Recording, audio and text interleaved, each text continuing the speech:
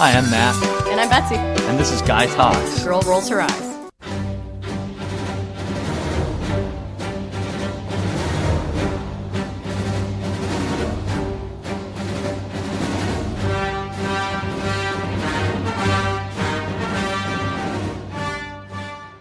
Betsy, may the 4th be with you.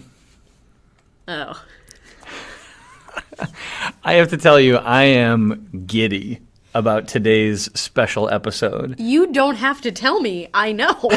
So, for those of you out there that don't know, and if you listen to this days after its release, this episode is being recorded on and also released live on May the 4th, which is, of course, Star Wars Day.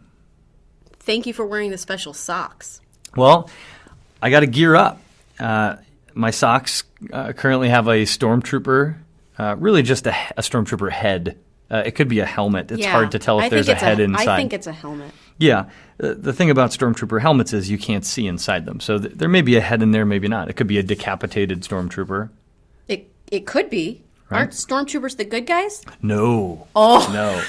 See, so this is why I'm very excited about this episode. So in honor of May the 4th, Betsy has agreed to let this entire episode be dedicated to me educating her about Star Wars. So I'd like to apologize in advance to all of our listeners out there in podcast land. You're going to hear a whole lot of Matt talking.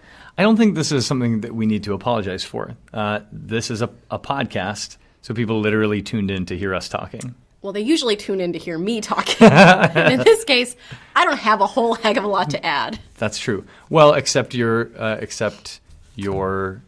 judgy ignorance about the entire Star Wars franchise. The word ignorance is so harsh, I feel like. It's a weighted term, I get that. But in this case, I think accurate. Why can't we say it's just an area that I've never had the opportunity to be educated in? Or been interested in learning about? I mean, that's an accurate statement. Let's take a moment and think about how long you and I have been friends. It's been a few weeks. It's been over a decade. And during that time, one of the most significant passions in my life has been... Yeah. No, you're right. Yeah. I agree with what you're saying. So what I'm saying is I don't think we could chalk this up to a lack of opportunity. Right? I mean, the movies have also been out since the 70s. Okay, and we've talked about, I have seen 3 of the movies. The 3 that were made in the 70s, right. Because I have an older brother. So growing up, he was excited about watching them. I'm unsure if he's excited about watching them now. I'm not really sure that it's a thing that he's interested in. Here's what it comes down to. My family at large is not really into anything sci-fi related. Mm-hmm. So the whole Star Wars, Star Trek, all of that genre was sort of missed by my whole household. Sure. Well, this is a cultural experience, and you grow up in the culture of your family and your community. So this is not me blaming you for your upbringing. Obviously, I blame your parents for that and the huge cultural deficit that they raised you with. But now, as an adult-ish, you have an opportunity. Thank you for adding the ish in there. Yeah. It makes me feel so much younger. Right. Yeah, as a youthful adult in control of your own decisions, you now have an opportunity to correct that deficit, to fill that gap in your cultural knowledge. And I'm really excited to be a part of it. Yeah, but you obviously have known me for a very long time. Yeah. And you know that I have very little sense of imagination. You know this. It's not a secret. Right. So you are a stay between the lines kind of girl. 100% I am. Mm-hmm. And so this type of movie falls in the same category for me as does anything animated. Oh, yeah. You do not like animated I do not movies. watch anything animated. No Disney movies, no Pixar movies, nothing like that. Mm-hmm. Well... I don't have an appreciation for it. I know that. And my parents did have us watch cartoons when I was younger, so they weren't like crazy no TV people. Those people are crazy. Yeah. My parents were not those people. My parents, by the way, are also great, even though Matt thinks that they somehow Oh, great people, but even great people make terrible, terrible mistakes. I really hope they listen to this. Me too. No, I don't think you do hope they listen to it. You're about to get a call from my dad. Yeah, no question. Okay, so back to the topic at hand. Today is May the 4th. May the 4th has unofficially and then officially become the Star Wars holiday of the year. Almost purely because of the hashtag May the 4th be with you, which is wonderful and fun and something that makes me really happy. So every year on May the 4th, nerds and geeks around the land celebrate in a variety of ways, such as putting on Ewok costumes and filming themselves singing songs, or maybe something like, if you have to go to work, something as simple as throwing on a pair of Stormtrooper socks. Like the fact that you have to come to work today had any bearing on the outfit you chose. Well, no, that's not true. You would have come dressed as an Ewok. I don't even know what an Ewok is. Oh, dear. See, we have so much education in such a short period of time in which to deliver it. I know what a Stormtrooper is. Yes. They wear the white. They do costumes. wear the white. And I only know this because a couple of years ago, at a costume party, you dressed up as a Stormtrooper. That's correct. Yeah, the full outfit.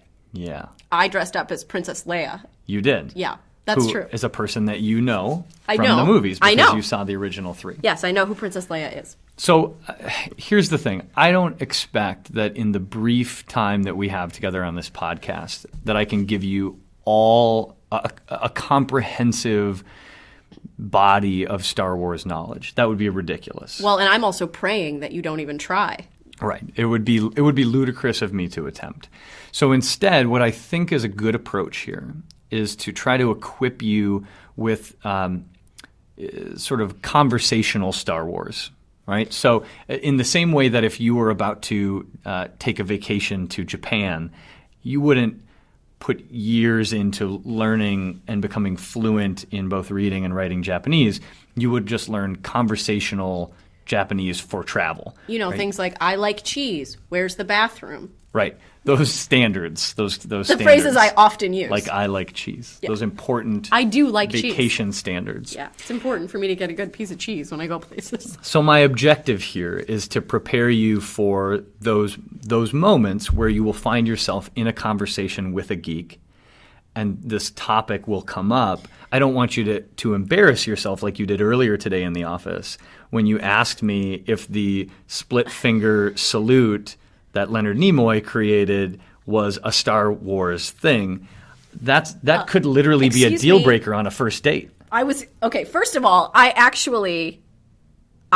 you, is that Star Wars or Star Trek? Right. So I get a little bit of credit for knowing that they're that different. Star Trek exists. That it Yep. exists.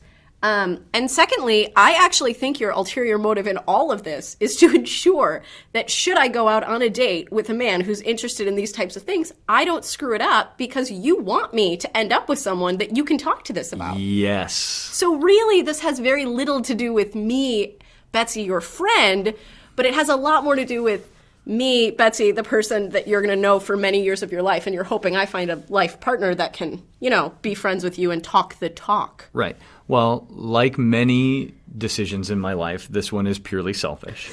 As we've clearly established based on feedback from our fans, our global audience, you are the We hero. have gained listeners from Mexico at this point. Yeah, but you are the hero of the podcast, and I'm the antagonist. I actually what we believe figured out. I believe what I was told was I sound like the hero in the podcast and you sound like a giant dork. Well, that's Not a lie. It's very accurate.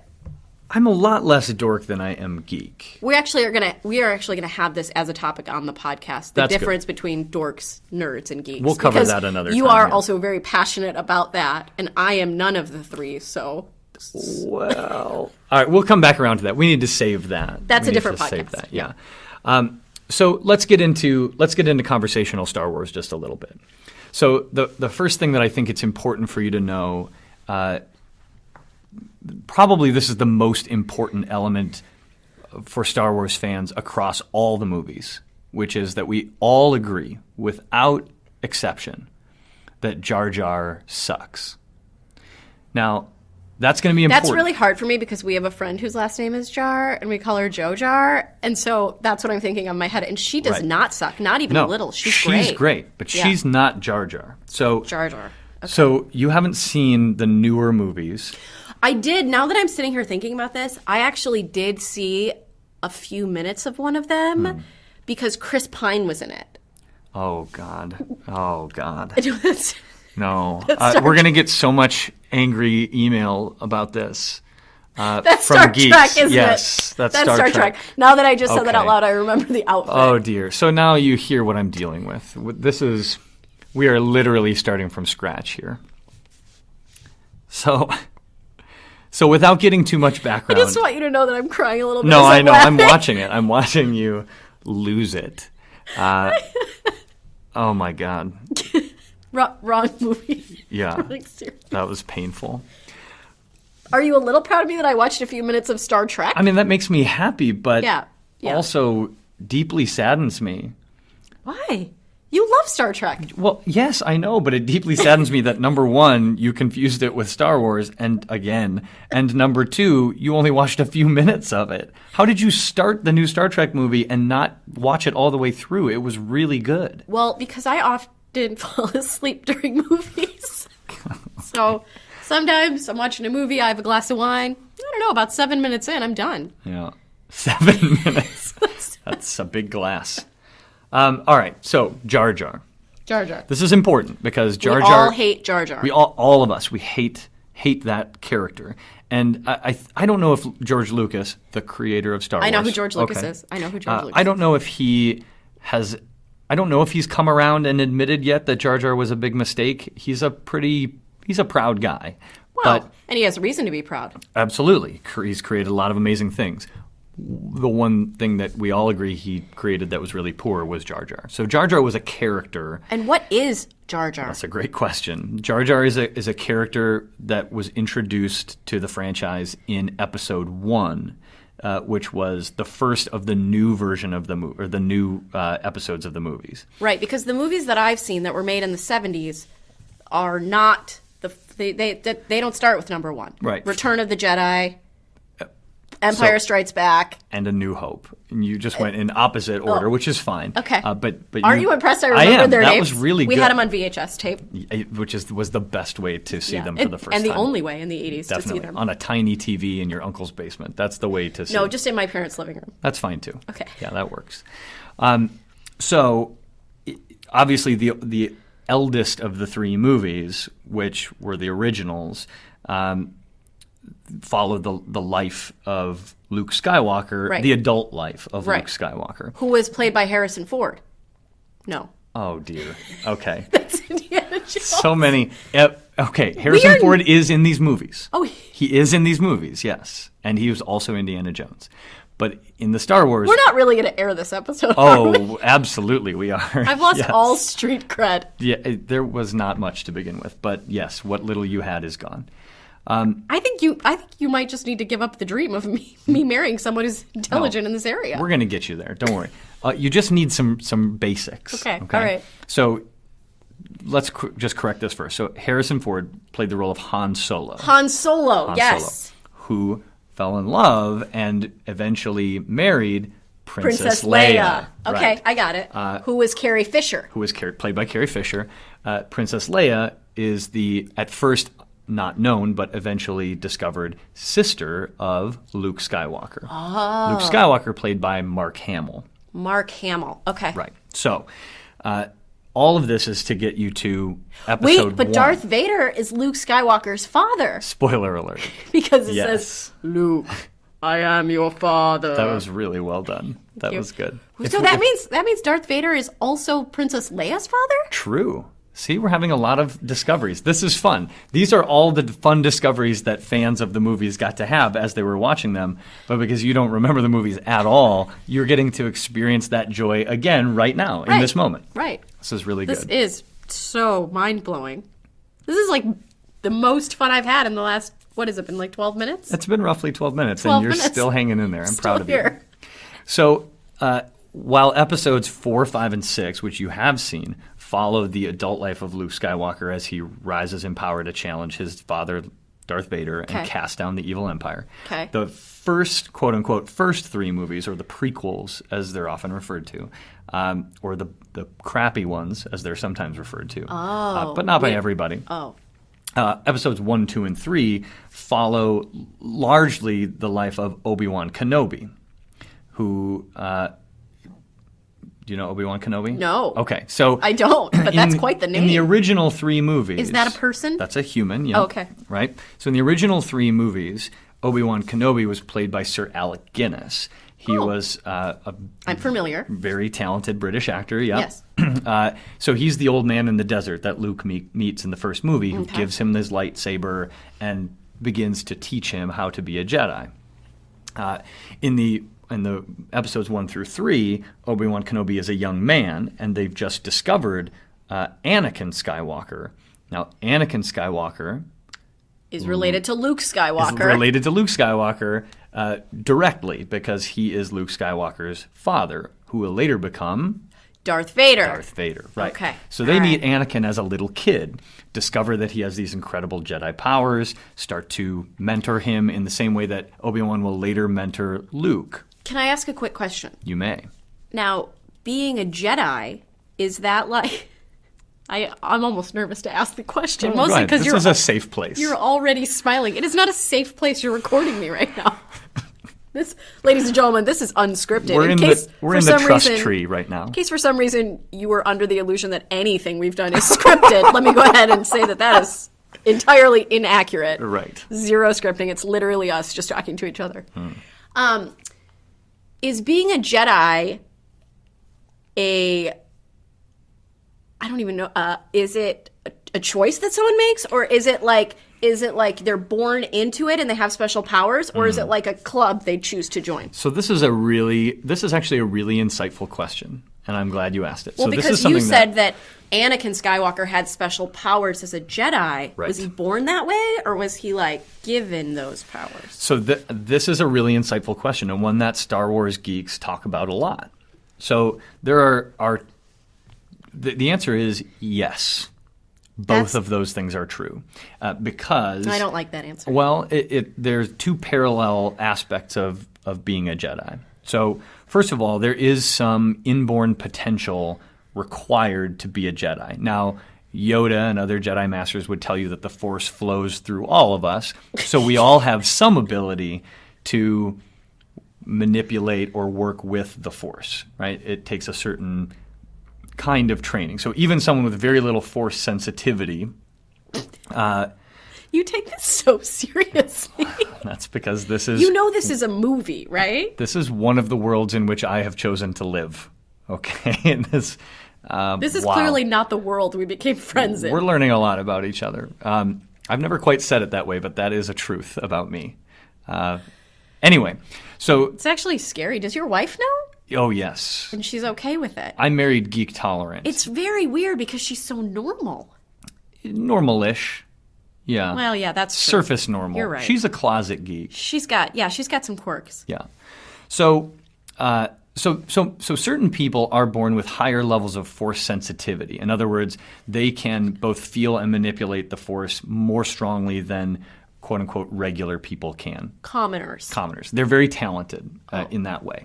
And so with a higher level of training, they can sort of become experts at this. In other words, become Jedi or eventually potentially Jedi Masters. There are different levels in the Jedi Order. So that takes us to the other like parallel track. karate belts. Yeah, very similar. Got it. So that takes us to the other parallel track here that you were talking about. Is this like a club or an organization? And yes, it is.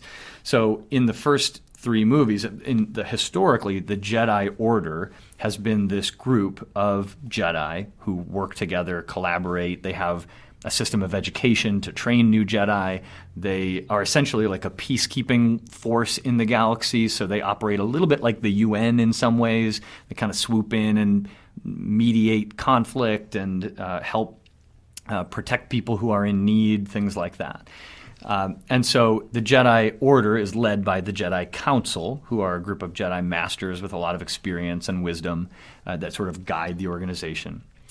So the short answer is Both are true. There was nothing short about that answer. No. Now, this brings up another minor point that if you drop it on a geek on a first date is really going to impress him. I'm going to be honest with you. I've been sitting here for like 14 minutes, and I'm unsure that I want to impress him. No, you do. I'm wondering if, in fact, I find out he is a geek, as you like to call them, and I should just go to the bathroom and never come back. Oh, see, that that's would be not so. even- I would never do that. That's not so mean. polite. But I don't Geeks know. make great husbands. You are a geek. You would, of course, say that. Yeah. Ask my wife. Well, she's also a geek. Right. See where I'm going with this? Kind of, but I'm unsure how this relates to me. It's circular logic. Okay, so let's get back to Jar Jar. Jar Jar. We don't like Jar Jar. So we meet Jar Jar in episode 1 when Anakin is just a little kid. And he's such a little kid that there's not a lot of acting going on there, and really he's not the central character of the first movie. Most people don't like the first movie very much. It was largely viewed as an attempt by LucasArts to capture a new little kid audience, basically to capture the next generation of kids and get them excited about Star Wars. So it was your son. Yeah, I mean, we kind of missed the boat on that one because it was right. years Yes, I got after. that. But yes, little kids was sort of the target audience there. So it was kind of cutesy, cartoony, not animated, but kind of cutesy. So one of the main characters that popped up in this is a character named Jar Jar Binks, who is sort of a goofy, flap-eared alien who is essentially slapstick comic relief throughout the course of the movie. He trips over things. He stumbles into stuff. Do you remember Inspector Gadget? Yeah, Remember the of course cartoon I Inspector do. Gadget? And how he regularly would foil the villain, but not on purpose. He would just make a really comedic error, like trip on something Right. or some bonehead maneuver, but luck would just have it that it made it work out in the end and he was the hero. Go Gadget arms. Right. That's Jar Jar, basically. Jar Jar he's not smart, he is not self-aware, he doesn't really have any special skills, nobody really likes him. You can even tell the characters in the movie don't really like him, and yet he's a pivotal plot point at various places where he trips and knocks over a pile of something and saves the day. So he basically was obnoxious to all hardcore Star Wars fans. And is he in all of the movies? See, you're testing my geekdom just a little bit, but he's definitely in the first two. I think he makes just like a bit appearance in the third one because by then the backlash against Jar Jar was so severe. But then he's not in 4, 5, and 6. Well, right, because 4, 5, and 6 were created 40 years earlier. Right. And he makes no appearance in the newest of the movies, thank goodness, because the newest of the movies is great. What number are we up to? 7. This most recent one was episode 7. Are there going to be 8 and 9? Yes. So there will be 3. So there's going to be so many more. This is going to keep going. Right. So Lucas originally. Gosh, I'm excited about that. I knew you would be. This is why. See, this education that you're getting right now is going to have some long-term value for you. This is not just about history. It's about the future. Perhaps we define value in a different way. I think we've established that we do. Yeah. I think so. So Lucas originally wrote a storyline, not a script, but a plot storyline that spanned the entire 9-movie series. He had always planned for this to be 9 movies. But at the time that he produced the original movies, he only felt like he had the technology that would allow him to create his vision of those middle 3. What he wanted to do with the first 3 and the last 3, he didn't have the technical ability to do at that point. So that's why he focused on the first 3, never expecting that they would be successful to the extent that they were. And then they were obviously a huge cult hit. And so then he decided to sit back and make a crap load of money for a while on those movies. Mm-hmm. And then eventually when he had huge power, fame, influence, and money and his own studio to create the rest of these, he started to do that. Now, since then, he has, I think, gotten a little tired and sold the business to Disney, who is now producing the remainder of these, which made a lot of Star Wars fans nervous. Well, because you were worried it was going to be all for kids. Yeah, we didn't want to see People this like Disneyfied. me just don't like Disney at all. Right. I don't understand it. It's all animated. That's Generally, I'm on the same page as you. I'm not anti-Disney, but it doesn't do much for me. Tell me what you think about Disney World or Disneyland. Boo on both of those things. Yeah, me too. Now, that's because I've oversaturated on them. So I had various experiences as a kid that meant I was there a lot. And as a teenager, too, which is no good. Yeah, maybe that's my thing, too. Or maybe it's just because it's all Disney related. It just soured me on the whole thing. Just so there was a lot of anxiety uninterested. from Star Wars fans when Disney bought LucasArts and said they were going to make these remaining 3 movies. It's a lot of pressure. And the good news is that they totally delivered, I think, on Episode 7. Killed it. That just came out recently, right? Yeah. That's the one where you went at midnight to watch it. Yeah, and it's really, really quite good. Who watches a movie at midnight? I for sure would fall asleep. Yeah. I don't fall asleep in movies. I've never fallen asleep in a movie. Oh, man. At least not in a theater, at home. I have not fallen asleep in a theater. No, but at home every time. Oh, well. I mean, I could see falling asleep at home during a movie, but even then I rarely do. Carolyn is usually fast asleep on my shoulder partway through movies, or she just gets up and goes to bed. Yeah, that's what I would do. And then watches the rest the next day. Now, do you go to the movie theaters where the seats recline all the way? Because those are the best. Oh, no, I like to go to the places that have couches, like love seats, and then they serve you beer and food. Oh, but there's only like one of those. I know, but it's not far from my house. It's great. Oh, because you live out in the burbs. Yeah. Yeah, the rest of us. Just like you. I don't live in the burbs. Yeah, you do, actually. Just because you live in the northern burbs doesn't mean it's not the burbs. It's not the burbs. I still live in Milwaukee County. Do you? Yeah. Of course I do. Where do you think I live? You're still in the burbs. I'm not in the burbs. I'm in Shorewood. Shorewood is not the city. There's nothing urban about Shorewood. Really? Really? Perhaps you should come by for a visit.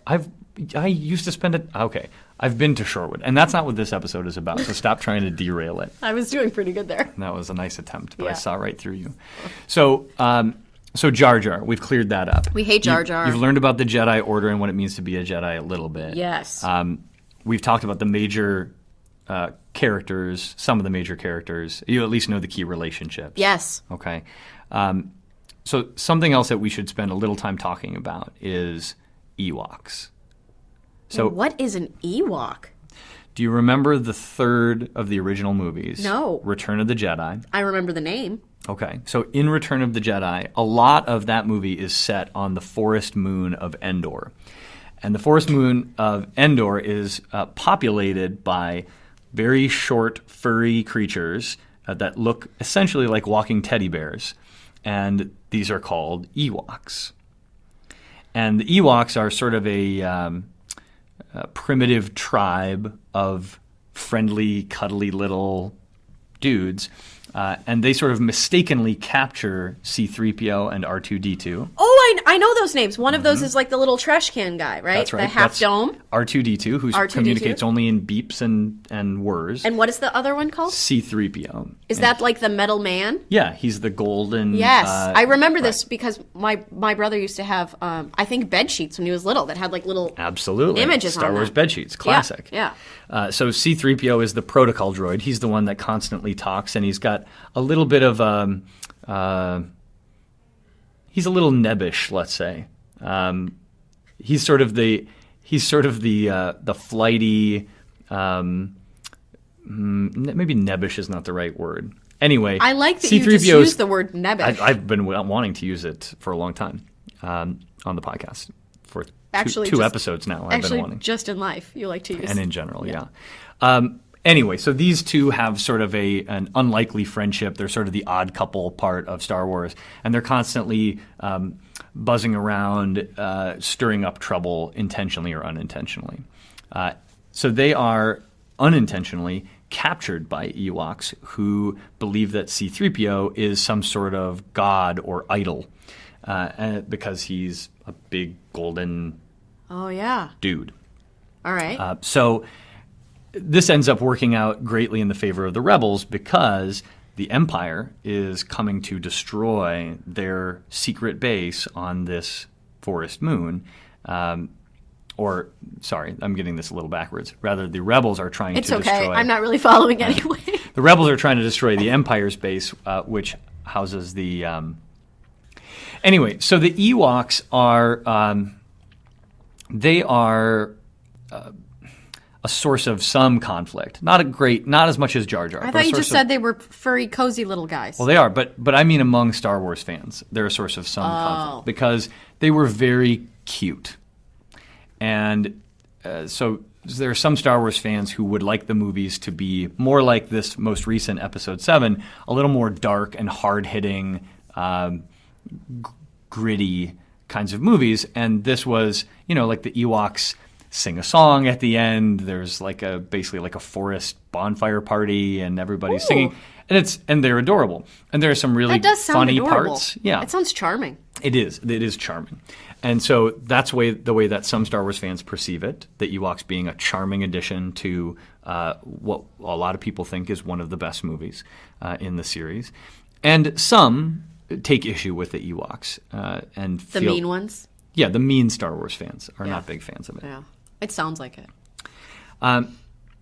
So let's talk a little bit, just briefly, about the Messiah issue. So the Star Wars storyline overall has often been compared, not often, but by some folks, has been compared to the Messiah story, right? So I don't like that. you don't. Well, not a fan of the Messiah story? Continue. I don't like the comparison. Continue. So not everyone, and it's not a perfect analogy, but there have been arguments made that kind of like with Lord of the Rings, and you'll be shocked to know. I know. So, I've never seen that or know nothing of that either.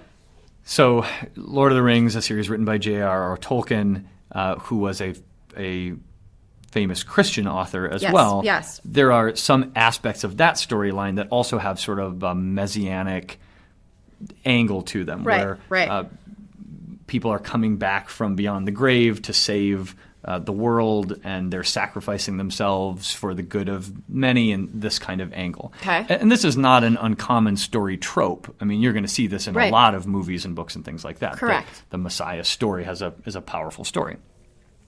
Some would say the most powerful. Some would. I would be one of those people. Good. For all the pastors out there listening. Yeah, are we going to do our Pastor of the Week shout-out? At the end. We'll do it at the end. All right.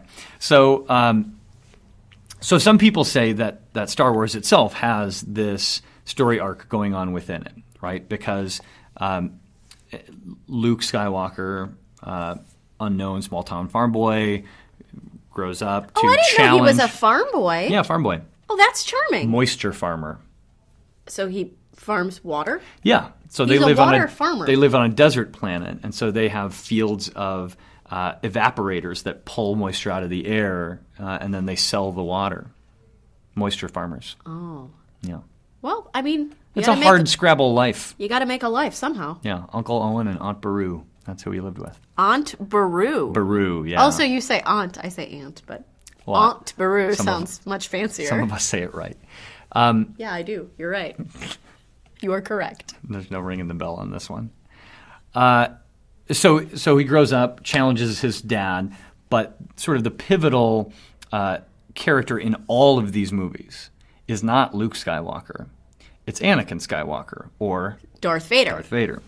And Anakin comes up through a very challenging set of circumstances. He's a slave as a kid. He's enslaved, and his mother is enslaved, and he watches her being tormented in a variety of ways. And then he goes through a lot of difficult experiences as a teenager and as a young adult.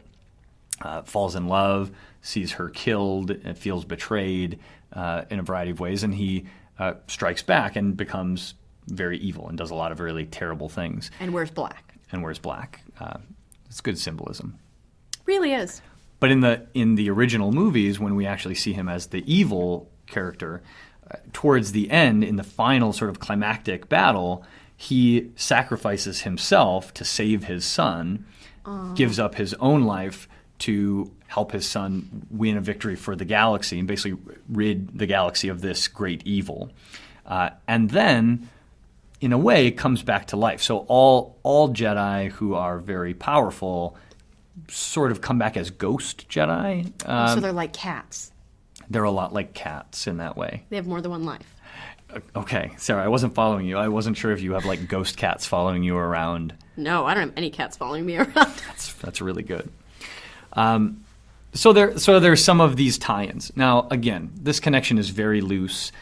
You will also hear people describing Star Wars, and I ascribe to this a little bit more, as a metaphor for like global government activity. So the Jedi as the UN, the evil empire as pick your government that you don't like. I almost said it out loud and then I didn't. Yeah, Darth Vader as we're trying to grow our global audience right. here. Darth Vader as Putin or whoever. I mean, there are a lot of parallels to draw there as well. Whether you side with the rebels or the evil alliance, the evil empire or the rebel alliance. So there are a lot of interesting subtexts going on in these movies. There are also, of course, amazing action movies with great special effects and, generally speaking, a powerful love story kind of flowing throughout all of these, which is why, in summary and in closing, it's good for you to know that these are among the greatest cinematic achievements of our generations. Yeah, that was really great. Do you have I have soaked up so much here. I feel like you, intentionally or unintentionally, you have. I'm glad you feel that way. Yeah. Because I think that if you were to ask me about this in 15 minutes, I wouldn't be able to recall much of it. I don't know why. I think it's just because it does not interest me. Yeah. Now, it a little bit feels like a subject in school that I just had no interest in. So I memorized what I needed to memorize to pass the test with an A. And then as soon as I was done with the test, I just walked away from it, you know? Mm-hmm. I'm going to try my best for you to find a mate in this life who can talk this talk with you. That's good. But I want you to know that if I don't, we still can be friends. Yeah, we can. We can talk about other things. You probably won't be able to talk to him about anything, but I think it'll be okay. Yeah, that's all right. You see me more than you would see him anyway. That's good. Unless we hired him, which we would never do. Oh, dear, no. No. No. 24 hours a day. Can only That's imagine. So many hours. Well, I guess this is one of many topics that we will agree to leave where it lies. I'm probably not going to convert you, and that's okay. No, but I did learn that Darth Vader has two names, and that Luke Skywalker and Princess Leia are related. Yeah, closely related. I did not know that before today. And also, I did not know. Which, of course, makes that kiss. Gross. Right? Super gross. Yeah. That's gross. See, you're getting to experience all of Star Wars fans' favorite moments right here in this little tiny podcast. Yeah, this is great. Mm-hmm. Now I don't even have to watch all the movies. Oh, that's not correct. We'll come back to that. I thought you were going to make me pledge on here that I would watch the movies. Oh, that's a great idea. You can't do it now that I just brought it up first. Yeah, you can't do that. Well, it's your idea. You should definitely go with it. That is clearly not my idea. What I was saying is I'm really grateful that you didn't start it out that way. I think we'll put a poll on the Facebook page about who out there believes that you should watch the remaining movies. I mean, let's be fair. I haven't watched the other movies in 20 years. Okay, one last thing, and this is... Probably more than 20 years. This is something that I'm not sure you can weigh in on or not, but it's a conversation I've had with a lot of my friends recently since I am now a Star Wars fan of a certain age. In other words, a Star Wars fan who's grown with kids or a kid. And that is, at what age is it okay to introduce your kids to the Star Wars universe, i.e. let them watch the movies? And... I've had a lot of debate about this, and I'm wondering if you have any insight. How old were you when you watched the movies? I don't know. I would say fairly young, maybe 7 or 8. But remember, the movies that were made in the 70s were very different than the movies that have been made since then, right? So That's true, but there's still violence and people dying. Well, yes, but there's violence and people dying everywhere you go, every single day. That's true. Well, not in Elm Grove, Wisconsin. Gabe doesn't see a lot of that. No, Gabe doesn't. There's very little dying at his daycare. But what I'm saying is he'll be aware of those things by the time he's 7 or 8. That's true. Now, well, you're landing on the time frame that I think most of my friends agree on, is 6, 7, 8 years old is the right range. Especially if those first 3 movies are made with kids in mind. Right. Well, especially episode 1. So here's what my opinion on this is, just for all of you geeks out there, that episode 1 is a throwaway episode. You can show it to your kids anytime. I'll show it to Gabe tomorrow. He's not even 2 yet. He's not gonna watch it. No, he won't sit still for it. But No. Unless they start doing Wheels on the Bus in the middle of it. That will capture his attention. Into that. Yeah. Now I want to dress up like a stormtrooper and sing Wheels on the Bus. That's so creepy. Just start the indoctrination early. That's All right.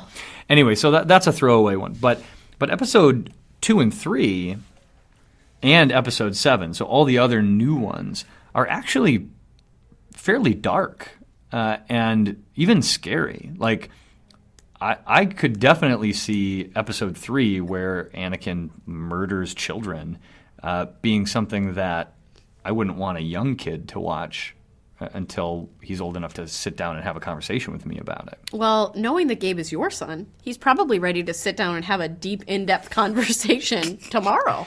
That's true. He is starting All to get that a lot NPR of words. is really soaking in. I do make my kid listen to NPR Do you feel like while you're we drive. stealing his childhood from him a little bit by making him listen to that? No, because Carolyn creates a good balance. She's Wheels on the fun. Bus. Yeah, Wheels on the Bus and fun, and Stevie Wonder, and like they sing and dance and do. Yeah, that art, is fun. That's do much art, better. Art stuff.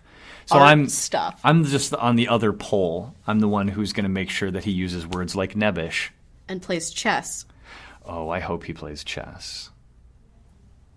All right, we have to cut it off. We could go on for hours, and someday we will. But Some days we do. before we end this episode, I think it's important that we start a new feature on the podcast. So our initial research into our global audience has revealed that a very substantial portion of our listening audience is made up of pastors and their families. Yeah, that's true. So I don't know what we did to nail down that demographic. That's a lie. I know exactly what we did. You are one of the participants in this, and that's We sent them a link. right. And that's a large And we portion of talked your to them personal about it. network. Yeah, that's true. So anyway, we have a lot of pastors in our listening audience, and so we've decided to introduce a new segment that we call Pastor of the Podcast. And so we're going to do We a just special came up with that name on the spot. That was good. just now, yeah, That with was eye really contact, good. with eye contact alone. So what we're going to do is a shout out to a pastor, not in every podcast, but from time to time, because Yeah. otherwise, I think we only know like 4 or 5 pastors. So we would Yeah, just that's true. We're going to have to start duplicating. be repeating a lot. Who do you want to shout out this time around? I mean, I think it's pretty clear. I think the choice is clear. My best friend on Facebook? No. No? He's great, though, isn't he? Yeah, I'm a fan.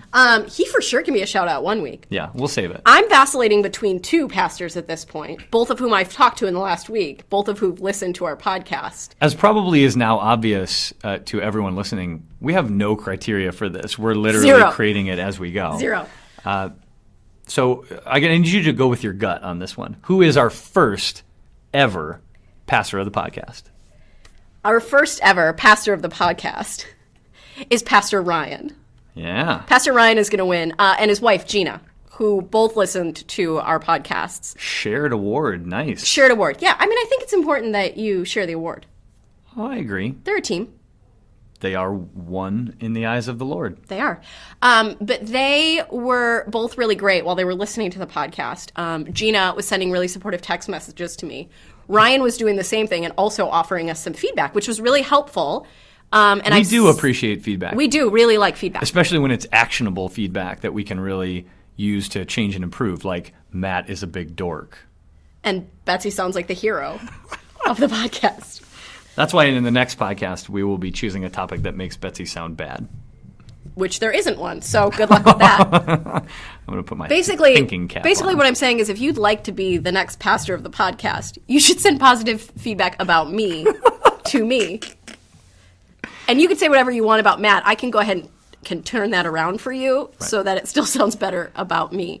Anyway, so pastor of the podcast, Ryan, Pastor Ryan. Congrats. Thanks Pastor for all the Ryan. support. Shout out to you and the rest of the crew out there at Epicos. Yeah, big fans. So that's it for this special edition, special May the 4th edition of Guy Talks. Girl rolls her eyes. May the force be with you. Well,